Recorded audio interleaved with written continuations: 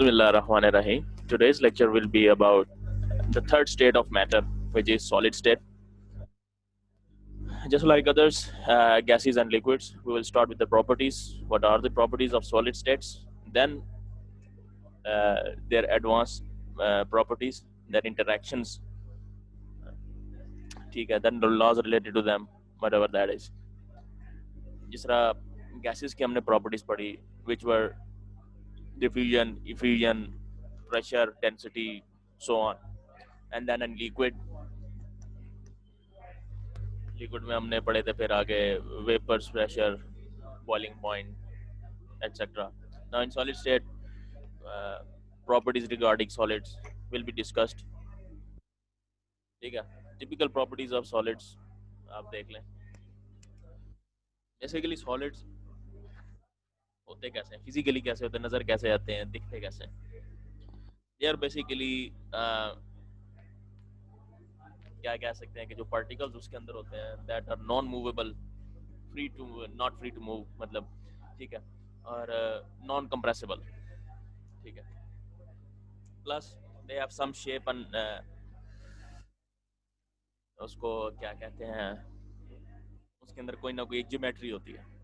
ठीक है, बहुत सारे अमॉर्फस सॉलिड्स भी हैं जिसके अंदर कोई ज्योमेट्री नहीं होती, लेकिन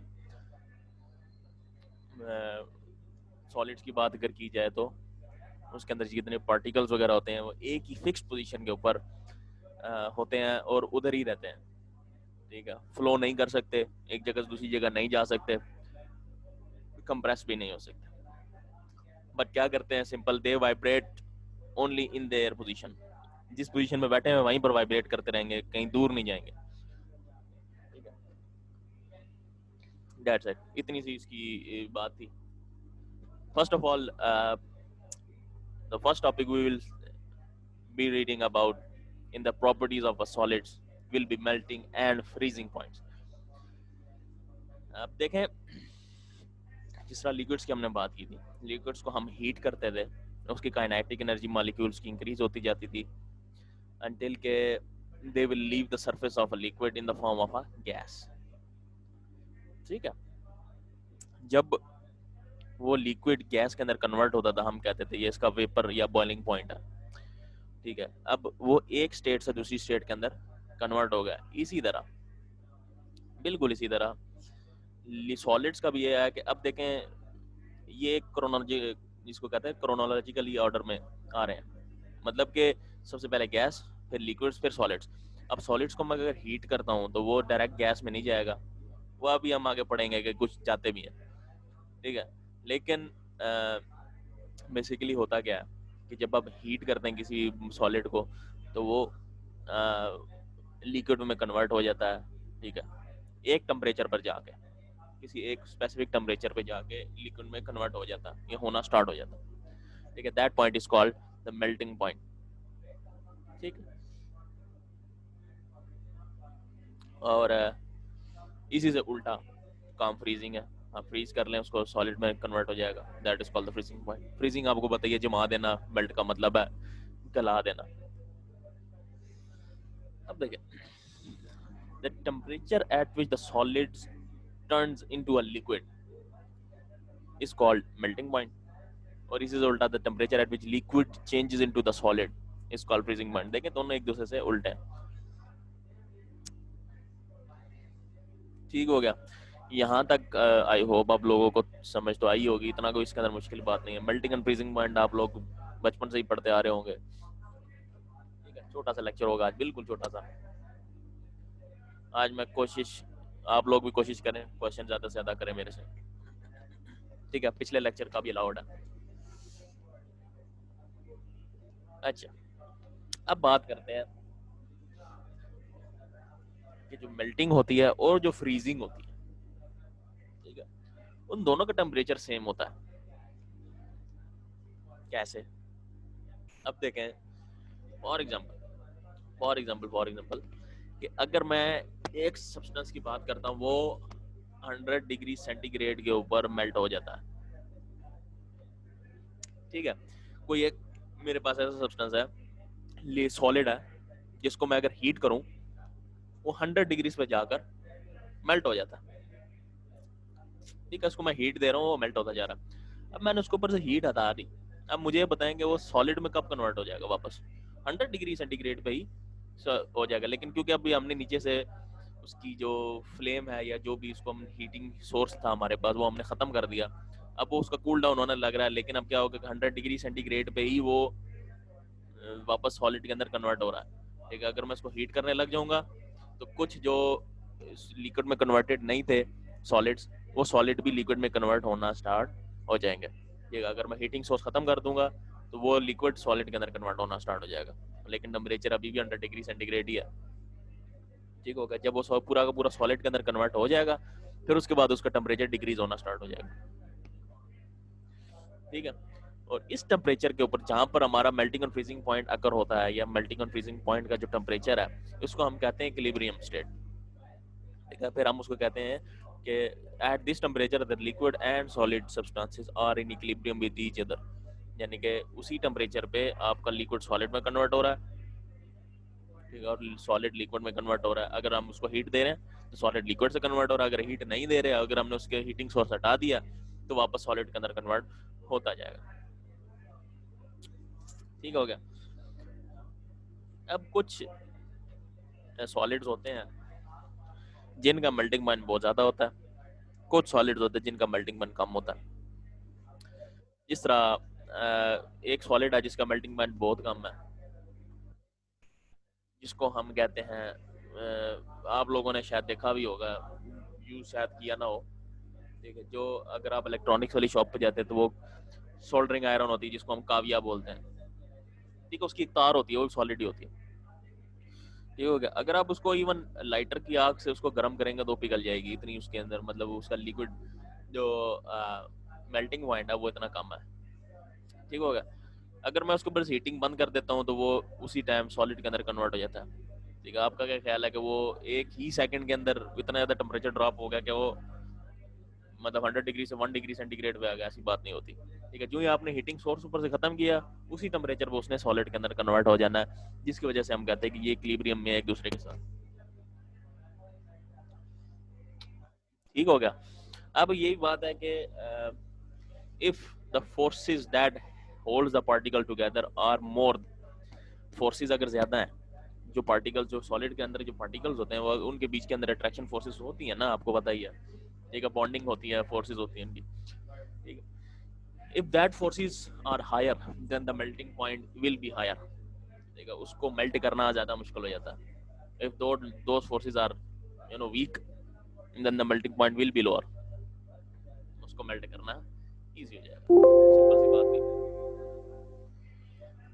ठीक हो गया।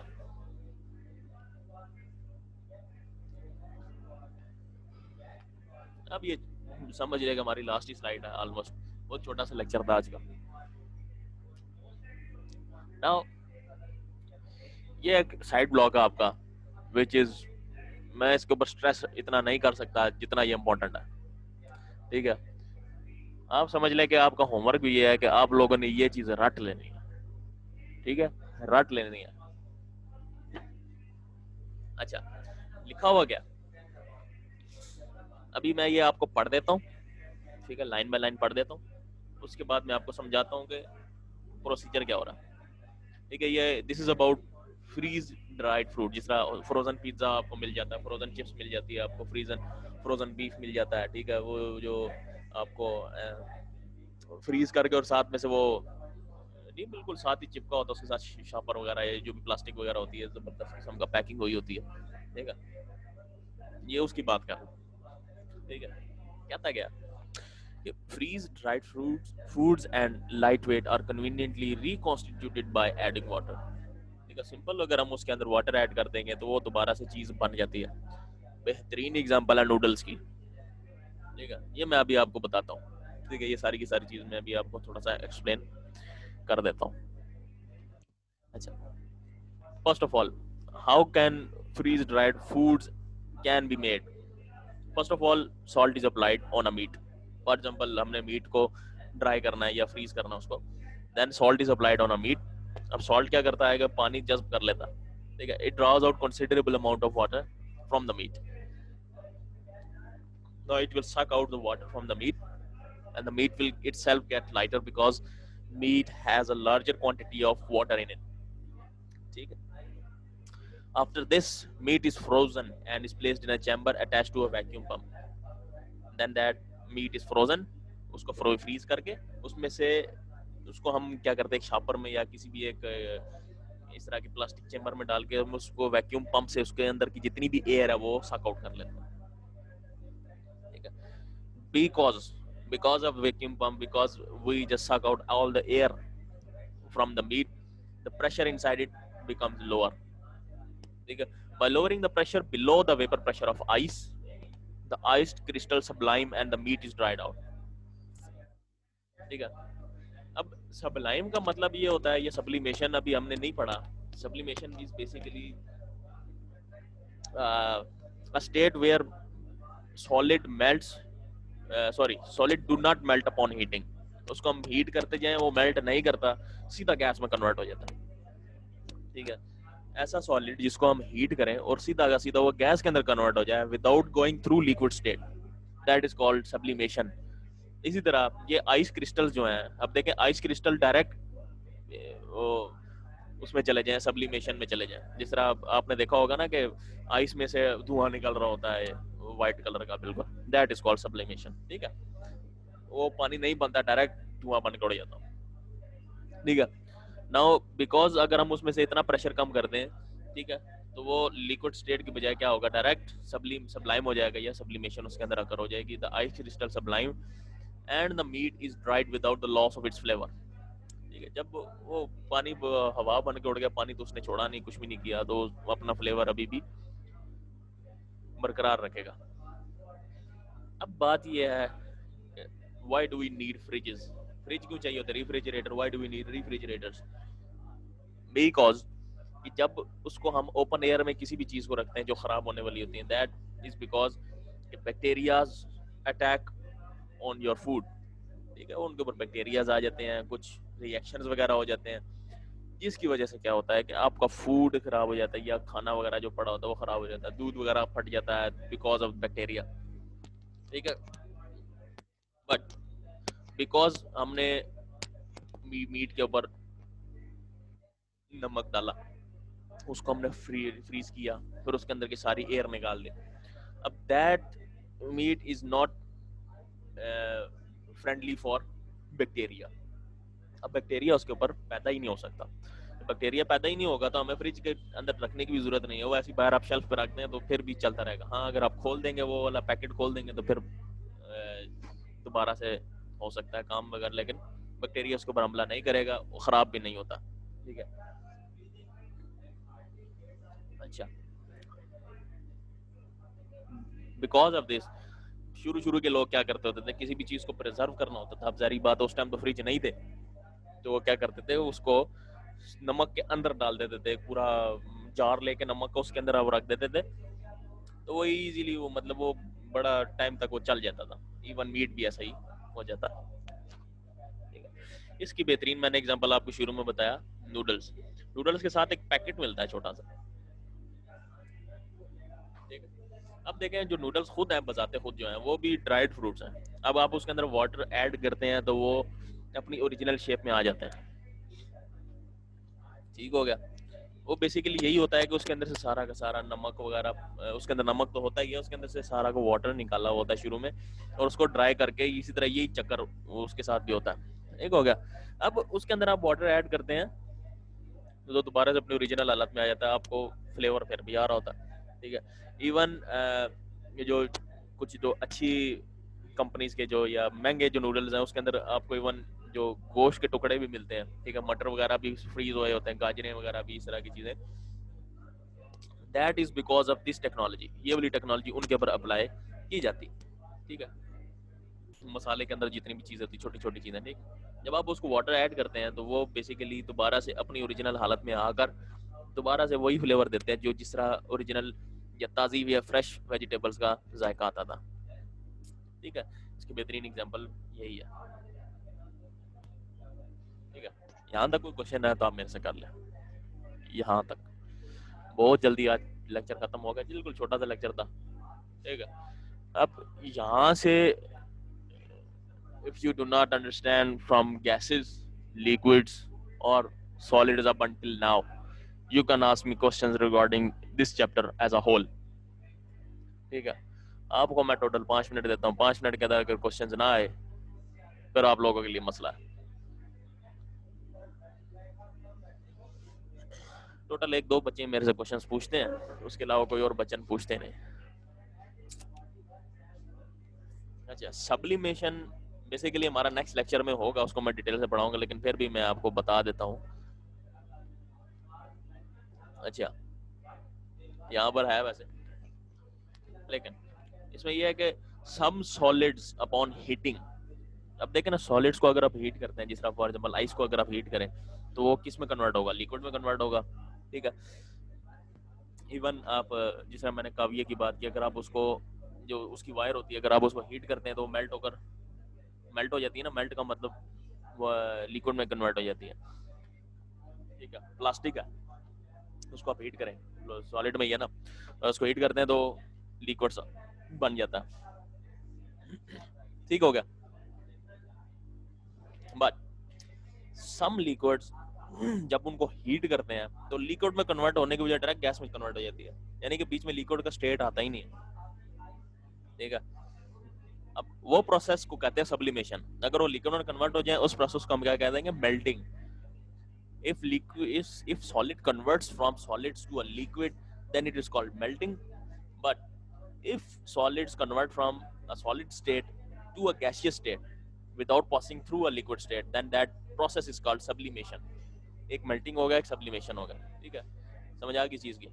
जिसकी एग्जांपल्स कौन कौन सी हैं, iodine, benzoic acid, ammonium chloride, ये जितने भी इनको आप हीट करेंगे सीधा सीधा ये गैसीय स्टेट में चले जाते हैं, लिक्विड स्टेट में ये कन्वर्ट नहीं होते।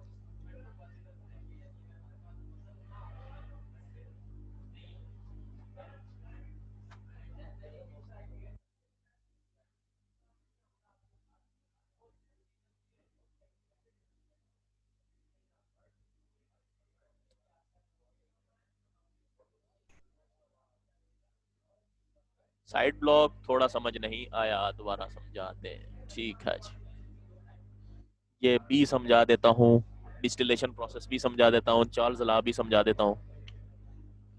अभी कौन कौन अनम्यूट नहीं हुआ हुआ? सब अनम्यूट तो है,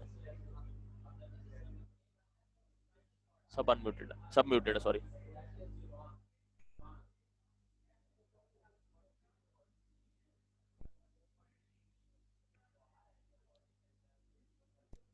अच्छा, साइड ब्लॉक पे आ जाते हैं, इसको मैं थोड़ा सा दोबारा बता देता हूँ। अब देखिए, जो फ्रीज ड्राइड फ्रूट्स हैं या ड्राइड फ्रूट्स होते, फूड्स होते हैं, सॉरी, फूड, वो ड्राइड फूड्स जो जिसमें से पानी सारा का सारा साक आउट कर लिया जाता है, जिसके अंदर हम दोबारा से पानी ऐड करें तो वो चीज बन जाती है बेसिकली। ठीक है, सिंपल हमने पानी ऐड करना है, वो चीज बन जाएगी। ठीक है, that foods are called dried foods. ठीक है, बेसिकली ये ज्यादातर इस्तेमाल वहां पर होता है जो कैंपिंग टूल्स होते हैं। ठीक है, जो लोग कैंप करने जाते हैं जहां पर खाना पीना इतना नहीं होता अवेलेबल, तो ड्राइड फूड्स वो वहां पर लेकर जाते हैं। उससे ये फायदा होता है कि एक तो जगह कम घेरते हैं, दूसरी बात ये है कि सिर्फ और सिर्फ उसको पकाने के लिए गर्म पानी की जरूरत होती है, दैट्स इट। ठीक है, गर्म पानी इजीली बना ही सकता है बंदा, क्योंकि इंसान अब इतनी तरक्की कर चुका है कि वो आग जला लेता है। खैर, और आर्मी वाले ज्यादातर ये चीज इस्तेमाल करते हैं, उनके पास यही चीज होती है। अच्छा, होता कैसे है?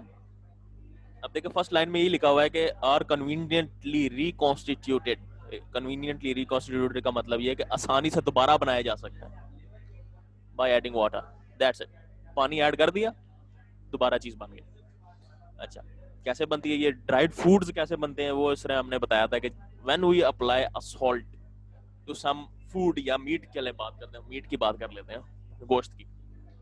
When we apply salt to a meat, it draws out water, yeah, it sucks out water from the meat.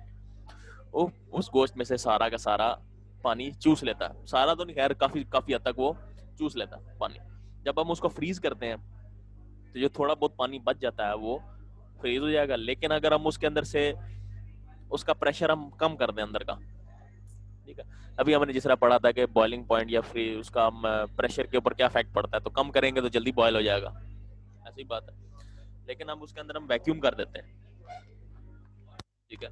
अभी हम उसके अंदर वैक्यूम कर देते हैं, इससे क्या होता है कि वो उसका आइस यानी कि 0 डिग्रीज के ऊपर ही वो बॉयल होकर यानी कि बन जाता है, सीधा आइस से गैसीय स्टेट में चला जाता है, ठीक है।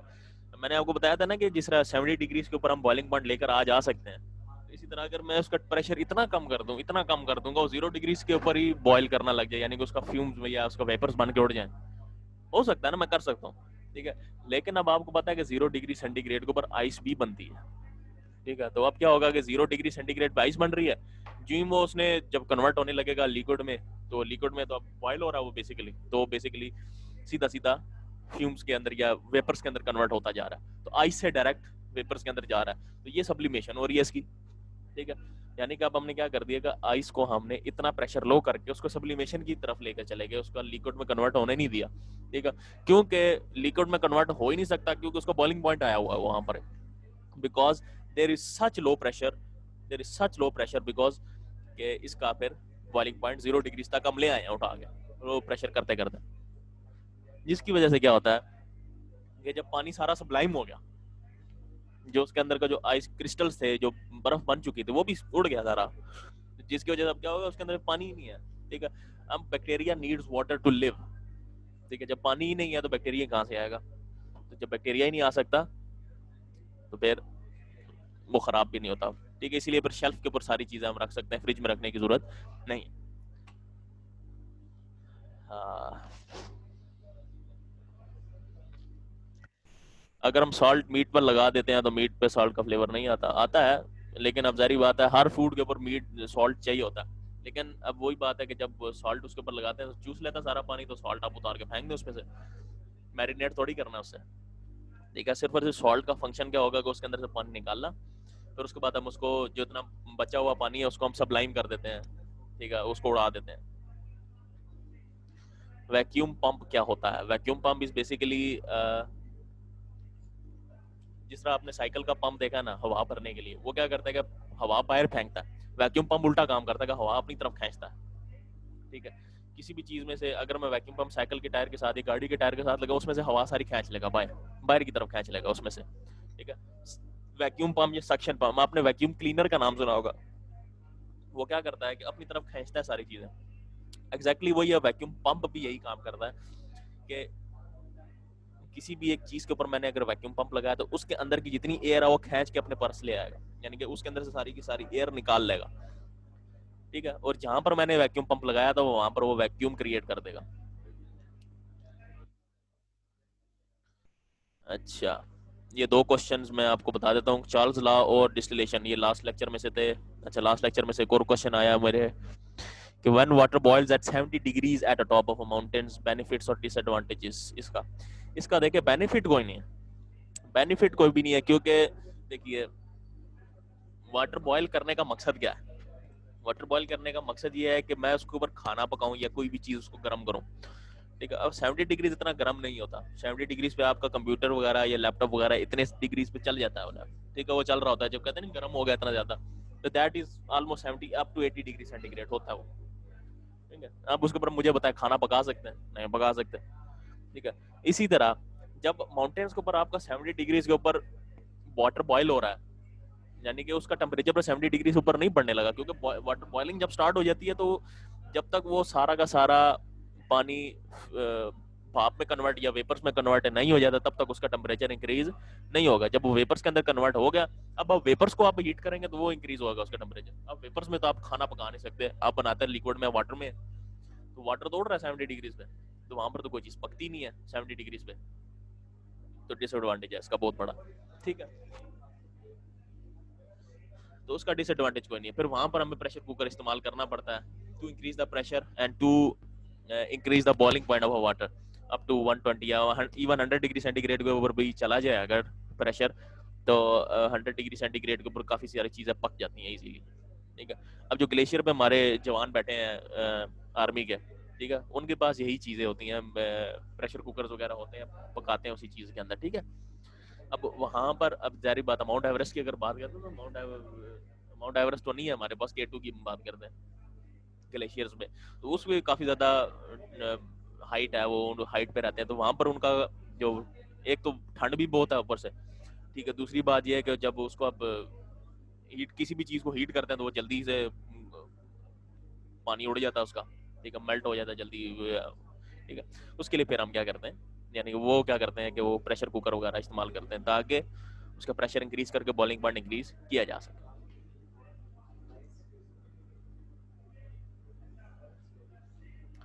जब प्रेशर कम करेंगे तो वो चीज कम टेम्परेचर पर बॉयल हो जाएगी, बिल्कुल ऐसी बात है। प्रेशर कम कर देंगे, किसका प्रेशर कम करेंगे, जो लिक्विड के ऊपर जो प्रेशर अप्लाई हो रहा है, अगर आप उसको प्रेशर को डिक्रीज कर देंगे, कम कर देंगे, तो बॉयल भी कम टेम्परेचर पे होगा, इंक्रीज कर देंगे तो बॉयल ज्यादा टेम्परेचर पे होगा। प्रेशर कुकर यही काम करता है ना, उसके ऊपर प्रेशर इंक्रीज कर रहा है, प्रेशर बढ़ा रहा है, तो उसका बॉइलिंग पॉइंट भी इंक्रीज हो गया है, 120 डिग्री सेंटीग्रेड पे जाकर बॉयल हो रहा है। अगर आप उसमें से प्रेशर खत्म कर दें, ठीक है, प्रेशर कुकर की जगह वैक्यूम पंप लगा दें, तो इवन 0 डिग्री सेंटीग्रेड के ऊपर भी जाकर वो बॉयल हो सकता है पानी।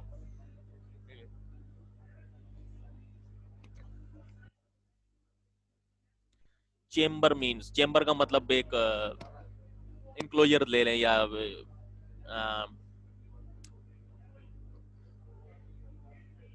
चेम्बर को मैं अब आपको क्या कहूँ, डब्बा जिसको कहते हैं उसको हम चेम्बर कहते हैं,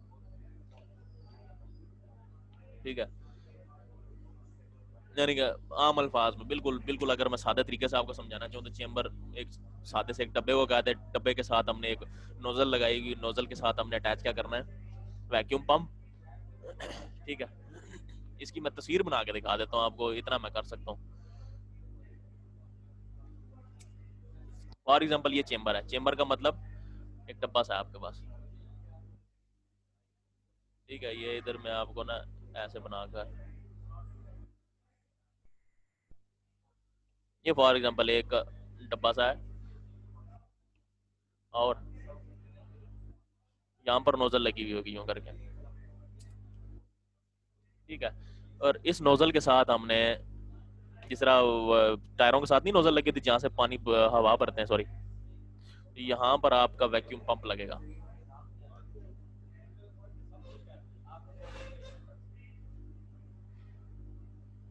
ठीक है। यहाँ पर ऐसे वैक्यूम पंप लगेगा,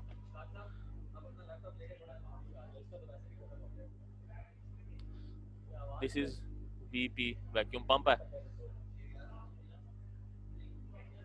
दिस इज चेम्बर,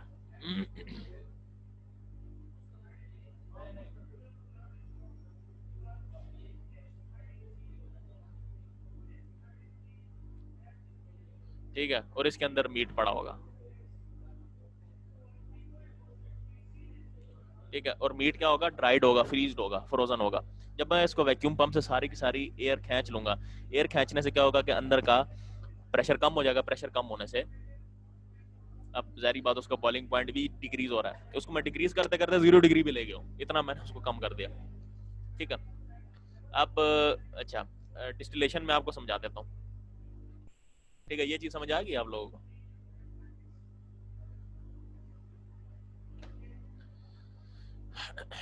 डिस्टिलेशन देख लें।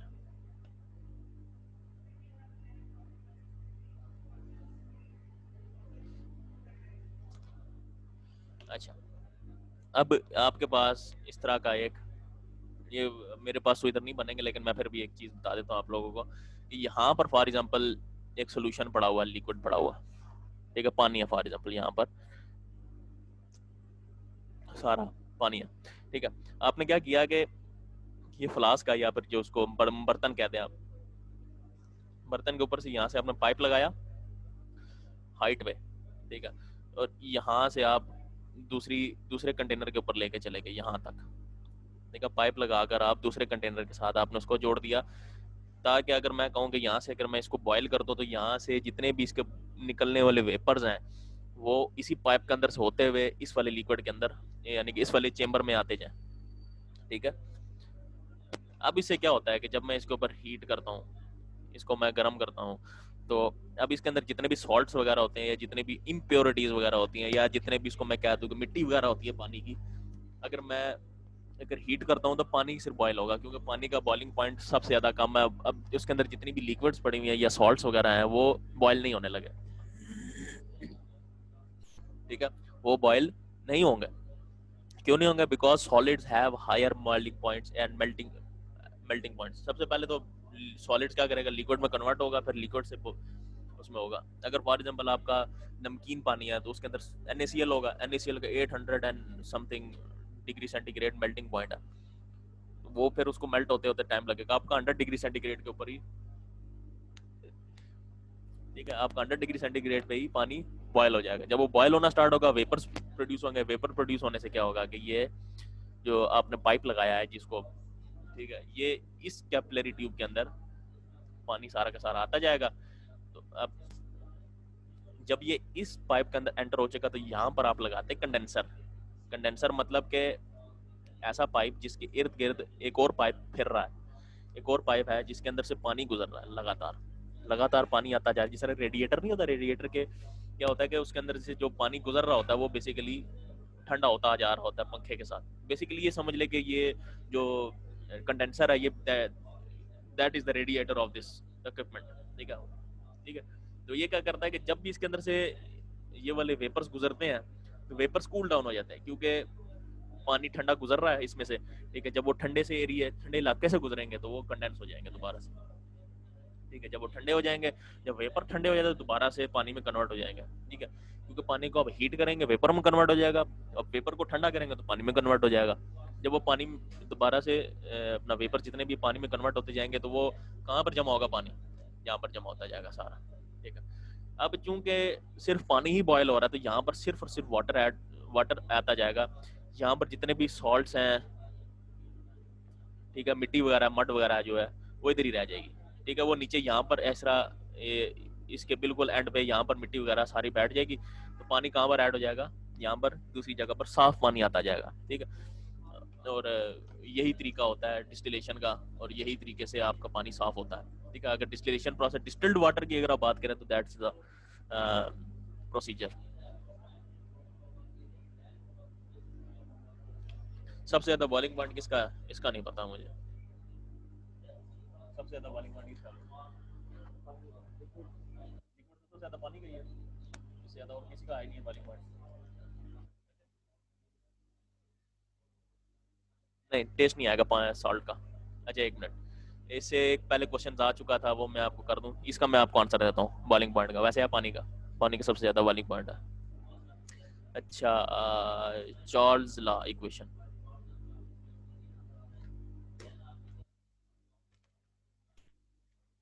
अब चार्ल्स लॉ क्या कहता था, ये गैसेस का जारी बात लॉ है। तो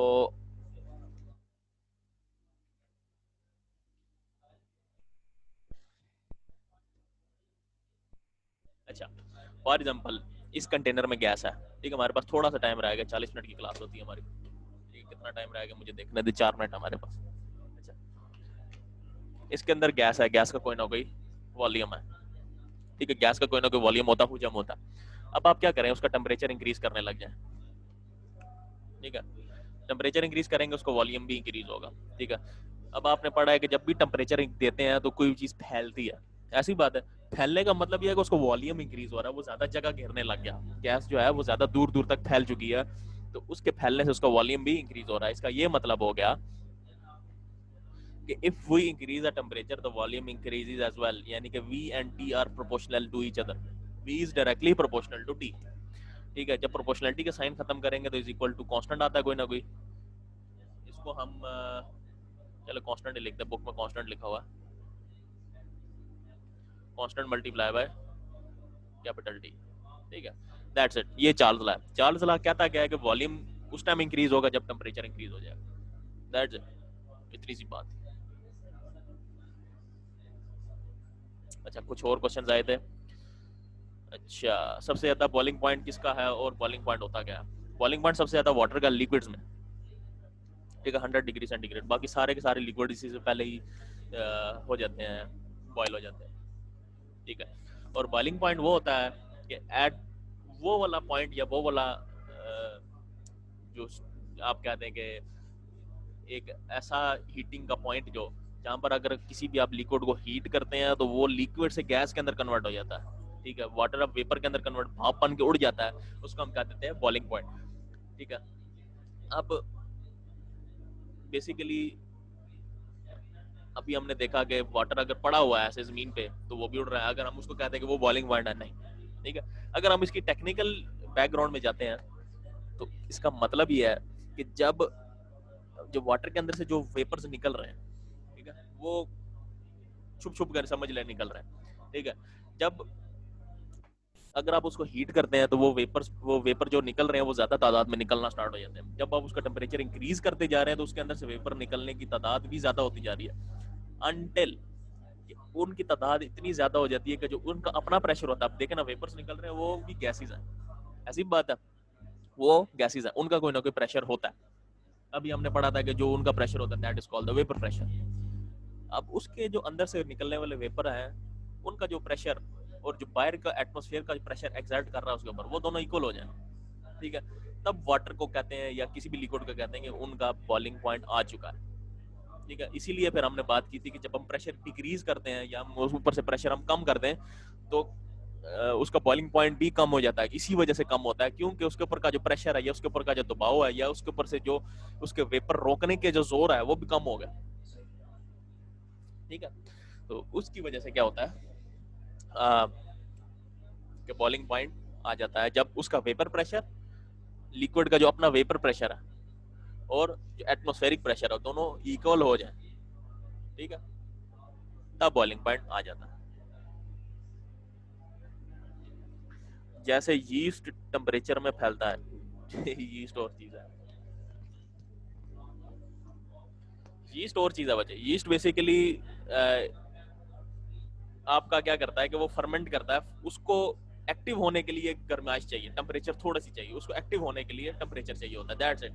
जब वो एक्टिव हो जाता है तो वो अपना काम करता है, उसका अपना काम क्या है, फर्मेंट करना या उसको एंजाइम्स ऐसे प्रोड्यूस कर देना कि वो उसको जिसको कहते हैं ना आटा खटा कर देना, वो बेसिकली काम उसका यही है। ठीक है, फर्मेंटेशन वो प्रोसेस करता है, उसको हम स्पीड अप करने के लिए उसको टेम्परेचर हम नीम गर्म पानी या फिर उसको हम थोड़ा सा टेम्परेचर वाली जगह पर रखते हैं ताकि वो और चीज है। ठीक है, वो इसका ये मतलब नहीं है कि टेम्परेचर आप देंगे तो फैलेगा, इसका ये मतलब आप उसको लावा में फेंक दे तो फैलता जाएगा पाव आटे का आप एक पूरे शहर के लिए बना सकते हैं पिज्जा, ऐसी बात नहीं है ठीक है, वो और चीज है, वो केमिकल मतलब उसकी केमिकल अपनी खुद प्रॉपर्टी है, वो एक एंजाइम्स प्रोड्यूस करता है जिसकी वजह से वो फर्मेंटेशन प्रोसेस होता है। ठीक है, लेकिन अगर हम इसकी बात करें देखें टेम्परेचर से कोई भी चीज फैलती है तो उसकी बेहतरीन एग्जांपल है आयरन।